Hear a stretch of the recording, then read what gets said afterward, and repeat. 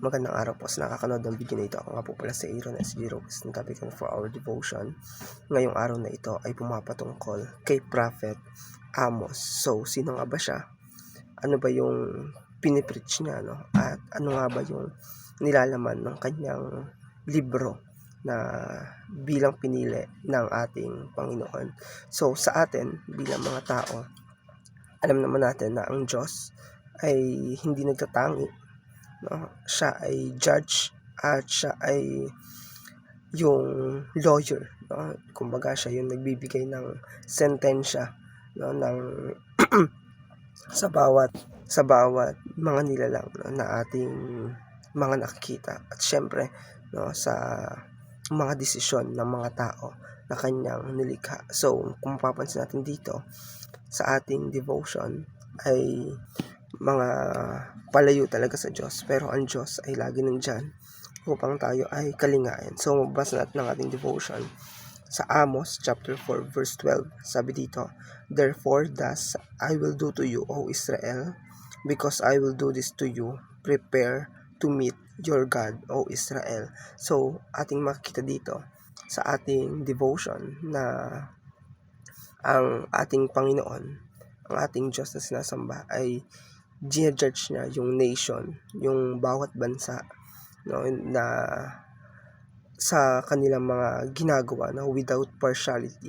Sabihin, talagang fair ang Diyos kapag siya ay kumilos, kapag siya ang nagbigay ng sentensya. At sabi nga ni Pastor Russell, meron siyang standard, no, na sinusunod, at tayo bilang mga tao ay dapat umalain doon, dahil kung hindi, ang Diyos ang mabibigay sa atin ng kaparusahan, no?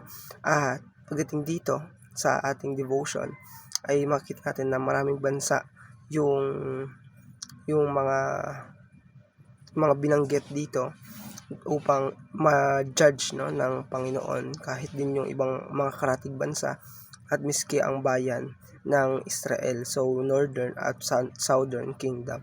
At pagdating dito, no, ay ating makita na yung to whom much is given, much is required. So minsan sa ating buhay may mga pribilehiyo, no, na ibinibigay ang Diyos, iba't ibang mga opportunity na binubuksan ng Diyos sa ating buhay, at tayo ay magiging accountable doon. Tayo ay magiging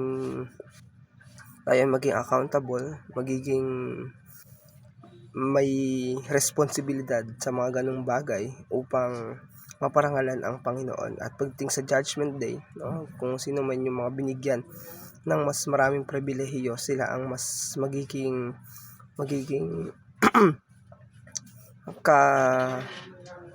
mas maigpit, no, yung kanilang kaparusahan pagdating sa ating Panginoon. Kaya ano man yung opportunity na ibinibigay ng Diyos ay para yun sa kanyang glory, at para yun sa kanyang